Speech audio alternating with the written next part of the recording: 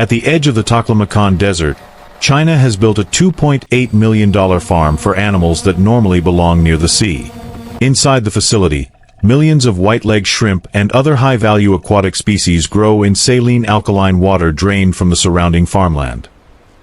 The same water that once damaged crops now helps the farm produce around $3.7 million worth of seafood each year, nearly 2,000 miles from China's eastern coast. Yet these species need stable water, suitable temperatures, and constant oxygen, while Xinjiang brings scorching summers, freezing winters, and no natural seawater. How do farmers keep them alive, raise several harvests each year, and turn a difficult desert resource into valuable seafood? Join extreme agriculture as we enter the farm and follow the process from stocking to harvest. Before entering the greenhouses, we need to understand the land that made this project possible, and the water problem that came with it. Division 14 lies near Erol in southern Xinjiang, where irrigated farmland meets the northern edge of the Taklamakan Desert. The region receives only about 2 inches of rain each year, while the sun shines for nearly 2,900 hours. Summer temperatures regularly rise above 95 degrees Fahrenheit, and winter brings long periods of freezing weather. From a distance, the cultivated land appears almost out of place. Canals carrying water from the Darim River cut across the dry plain, feeding fields of cotton, corn, and wheat. Rows of red date trees and pear orchards grow where natural rainfall could support little more than desert shrubs. Every harvest depends on water brought across the landscape. The same irrigation that keeps the crops alive also carries dissolved salt through the soil. Under the desert sun, much of the moisture evaporates before it can drain away. The water disappears, but the salt remains. Over time, pale mineral crusts spread between the crop rows. Cotton plants become shorter, grain fields become thinner, and yields begin to fall as the roots struggle to absorb moisture. Farmers respond by flushing the soil with additional river water and carrying the salt-rich drainage away through channels. Around Division 14, this process has created more than 4,300 mu of saline-alkaline water, equal to roughly 700 acres. Swan Lake alone covers about 165 acres. Returning that water to the fields would bring the salt back to the crops, so it collected in low-lying areas beside the desert. In 2017, the Longda Cooperative began testing whether whiteleg shrimp could live in it. The first outdoor ponds showed that the animals could survive, but survival alone was not enough to build a commercial farm. Summer heat raised the water temperature within hours. Cold nights slowed feeding and growth. Winter stopped outdoor production for months, while strong winds repeatedly carried sand and dust across the ponds. The farm needed a protected environment. Excavators prepared 3 outdoor reservoirs to receive the saline water. Construction crews then raised 15 long greenhouses and installed 360 production tanks inside them. Pumps, filters, heating equipment, drainage lines, and aeration pipes connected every section of the facility. Inside the greenhouses, rows of tanks extend along narrow walkways. Large blowers push air through pipes beneath the water, covering the surface with thousands of bubbles. Water enters through one line and leaves through another, carrying waste toward the treatment equipment. The plastic roofs retain part of the daytime heat, block much of the wind and dust, and allow the farm to produce as many as 3 shrimp crops each year. Separate tanks and ponds support fish, crabs, and other high-value aquatic species. But the water cannot move directly from the drainage channels into these tanks. It contains salt, although it does not contain the same balance of minerals found in seawater. A reading may show suitable salinity while the water still lacks enough calcium, magnesium, or potassium for marine animals to grow normally. Water first remains in the outdoor reservoirs, where sand and heavier particles settle. Technicians test each batch, add the minerals and trace elements that are missing, and adjust the temperature, oxygen, pH, and alkalinity. For shrimp, this mineral balance is especially important because they repeatedly shed their shells and must build new ones as they grow. Beneficial bacteria and algae are then introduced. Once feeding begins, these microorganisms help process waste from uneaten feed and the animals themselves, while filters capture the larger particles. Pumps keep the treated water moving through the system instead of allowing waste to accumulate inside the tanks. Part of this water will later leave the aquaculture system and irrigate salt-tolerant vegetation in ecological restoration areas along the desert. Only then is the water ready to receive millions of young shrimp and support several other high-value aquatic species. The first shrimp reached Xinjiang by air from Hainan, traveling more than 2,000 miles before they ever touched the water inside the farm. They are white-leg shrimp, or Peneus vanameae, a fast-growing species associated with warm coastal waters. Their ability to tolerate lower salinity and crowded conditions makes them suitable for intensive farming, although the journey into the desert still begins with a vulnerable animal less than an inch long. The juveniles arrive in oxygen-filled transport bags. Their bodies are almost transparent, with 2 dark eyes and fine legs that are barely visible. Workers inspect each batch for active swimming, even size, intact bodies, and clean shells. A weak group may survive the flight but fail weeks later, after the farm has already spent money on feed, heat, electricity, and labor. The sealed bags rest on the tank surface until the temperatures begin to match. Prepared farm water is then added in stages. The shrimp must adjust to a new salinity, a different pH, and a mineral balance created from inland drainage water. Releasing them too quickly would expose their small bodies to an abrupt chemical change at the most delicate point of the cycle. In one batch, 1.4 million juveniles entered the greenhouses. They disappeared beneath the bubbles almost immediately. During the first days, appetite became the clearest sign that they had survived the journey. Their feed also comes from Hainan. In a densely stocked tank, the shrimp cannot find enough natural organisms to support rapid growth, so the farm uses sinking pellets made from marine and plant proteins, oils, starches, vitamins, and minerals. Fine starter feed is used first. Larger pellets follow as the mouthparts and digestive system develop. The tanks are fed 5 times a day. Larger portions go in during the evening and early morning, when white-leg shrimp are more active. Feed trays are lifted 2 or 3 hours later. Pellets left behind mean the next ration must fall. A clean tray and active shrimp allow it to rise. That decision affects more than growth. Uneaten pellets soften, mix with feces and discarded shells, and begin releasing ammonia. In a tank holding thousands of animals, excess feed can become a water problem before the next feeding round. From this point, the work inside the greenhouse becomes a continuous cycle. Technicians move between the tanks checking temperature, dissolved oxygen, pH, salinity, ammonia, and nitrite. Pumps circulate the water, filters remove solid waste, heaters protect the crop during cold weather, and blowers push air through the tanks without stopping. Temperature remains around 77 to 82 degrees Fahrenheit, while dissolved oxygen stays close to 5 milligrams per liter. The shrimp provide the first warning when something changes. Healthy animals spread through the tank and rush toward fresh feed. When they gather near the surface, remain along the walls, lose color, or suddenly stop eating, workers reduce the ration, inspect the equipment, and test the water. Any affected tank is handled separately.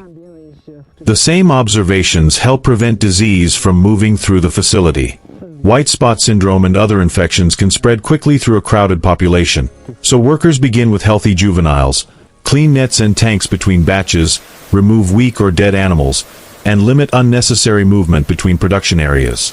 Once a serious viral infection reaches a tank, there is little time to recover the crop. Water treatment continues behind the rows of tanks. Solid particles are separated, while beneficial bacteria process part of the dissolved waste before the water circulates back through the system. This reduces the amount of replacement water that must be settled, warmed, and adjusted with minerals again. As the weeks pass, the animals become easier to see beneath the bubbles. Their transparent bodies turn pale gray, their antennae lengthen, and each sample net returns with heavier shrimp. Workers count and weigh a group, then use the average body weight to adjust the next feeding schedule. A tank that grows more slowly receives attention before it consumes weeks of feed without producing the expected gain. Every increase in body size requires a molt. The old shell splits, the shrimp pulls itself free, and a larger but soft body emerges. During this period, the animals eat less and become more vulnerable. Calcium, magnesium, potassium, and stable alkalinity help the new shell harden. By the following day, empty shells drift toward the drains and the shrimp return to feed with a stronger appetite. This pattern continues for 3 to 4 months. Feeding, testing, circulating, molting, and weighing. In the batch stocked with 1.4 million juveniles, more than 15 tons reached market size. Individual shrimp grew to about 13 centimeters, with roughly 70 making up 1 kilogram. At the same time, pearl gentian grouper, bass, tilapia, crabs, and other aquatic species grow in separate tanks and ponds using the same treated saline-alkaline water. Their production cycles are generally longer. Pearl gentian grouper, for example, are fed 3 times a day and require 4 to 5 months to reach about 1.3 pounds. Each species has its own feed, temperature range, and stocking density, but all depend on the same careful control of water quality and disease. Feed is reduced, collection equipment is moved into position, and the water level is prepared to fall. As the water level falls, thousands of shrimp gather in the deepest section of the tank. Workers move along the greenhouse with hand nets, lifting each load into containers of clean water before carrying it to the weighing area. The shrimp remain alive throughout the process, so harvesting, sorting, and transportation must follow one another quickly. The crop is rinsed, separated into sale lots, weighed, and packed in oxygenated bags. There is little reason to freeze or process the shrimp at the farm because the live product commands the greatest value in the surrounding market. In one cycle, 1.4 million juveniles produced more than 15 tons of marketable shrimp. Vehicles carry the bags to direct sale outlets in Erol and to seafood retailers in larger regional markets such as Urumqi. Restaurants buy them for hot pots, steamed shrimp, stir-fries, and garlic or chili dishes, while households can purchase live shrimp instead of relying entirely on frozen seafood transported from eastern China. This gives the farm a clear advantage. Xinjiang lies far from China's major coastal aquaculture regions. Shrimp brought from the east must travel thousands of miles under refrigeration, adding transport costs and reducing the time available for sale. The Erol crop enters the market only hours after leaving the tanks. The product also carries strong nutritional value. Shrimp meat provides a large amount of protein with relatively little fat and few calories. It also contains selenium, vitamin B12, iodine, and other nutrients involved in normal metabolism, nerve function, and thyroid health. Because the flavor is mild and the meat cooks within minutes, the shrimp can be sold to restaurants, supermarkets, small food businesses, and individual families without requiring complicated processing. At an average selling price of about 120 yuan per kilogram, a 15-ton crop produces roughly 1.8 million yuan in gross revenue, or about $250,000. This is the value created by a single batch before the costs of juveniles, feed, electricity, heating, labor, transport, and equipment maintenance are deducted. The economic importance becomes clearer when the shrimp operation is compared with conventional farming around Erol. Cotton, wheat, corn, red dates, and pears all depend on fresh water delivered from the Darim River. Farmers must then use additional water and drainage channels to remove salt from the soil. Under the old system, the saline drainage represented a cost of maintaining the fields but produced nothing that could be sold. Aquaculture adds another harvest after the agricultural harvest. The shrimp farm does not need to replace the surrounding cotton fields or orchards. It uses the saline water that those farms must remove and occupies land with limited value for ordinary crops. Instead of spending fresh water to grow another salt-sensitive plant, the facility uses an existing waste stream to raise a product with a much higher value per unit of weight. Pearl gentian grouper, bass, tilapia, crabs, and other aquatic species provide additional harvests from separate tanks and ponds. Their different growing periods spread sales across the year and reduce the facility's dependence on a single shrimp crop. Across Division 14, the expanding aquaculture industry now produces more than 30 million yuan in annual value. The operation also creates work that did not exist when the drainage water simply collected beside the desert. Technicians test the water and manage the biological system. Other workers feed the animals, clean the tanks, maintain pumps and blowers, harvest the crop, pack live seafood, drive delivery vehicles, and sell the finished product in regional markets. After the animals are removed, the water still has one final use. Solid waste is separated, and part of the treated saline water flows toward more than 20,000 mu of artificial shrub forest along the desert margin. Salt-tolerant plants use the remaining water while their roots help stabilize loose soil and slow the movement of sand toward farmland. Although this project creates new income and gives saline drainage a useful second life, it also carries risks that could slow its expansion. Raising marine animals beside a desert is expensive. Juveniles and feed must travel from distant coastal provinces, while heating, pumping, filtration, and aeration continue through every production cycle. The farm can produce several harvests a year, but its profit remains sensitive to the price of feed, energy, transport, and live shrimp. Disease creates a different kind of pressure. Millions of animals are concentrated inside connected production systems, so a serious outbreak can spread quickly and wipe out months of work. The same density that makes each greenhouse productive also increases the amount of waste and places greater pressure on water quality. The final destination of the water is equally important.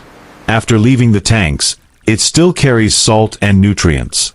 Here, part of it is directed towards salt-tolerant vegetation along the desert margin. But if similar farms expand without suitable land for that water, they may move the salinity problem rather than reduce it. These limits do not erase the value of the project. They simply show that inland aquaculture must be designed around the conditions of each region. Across Central Asia, the Middle East, Northern Africa, inland Australia, and the American Southwest, large areas of land are already affected by salt, drought, or agricultural drainage. Some locations may be able to raise shrimp. Others may be better suited to tilapia, bass, crabs, or species that tolerate cooler and less saline water. That may not be the right answer for every dry region, but it gives farmers and engineers another option where conventional agriculture has reached its limits. How do you see this project? A promising new future for agriculture in desert regions, or an expensive experiment carrying too many risks? Share your opinion in the comments below. Don't forget to subscribe to Extreme Agriculture so you won't miss more extraordinary farming projects from around the world. Thank you for watching, and we'll see you in the next video.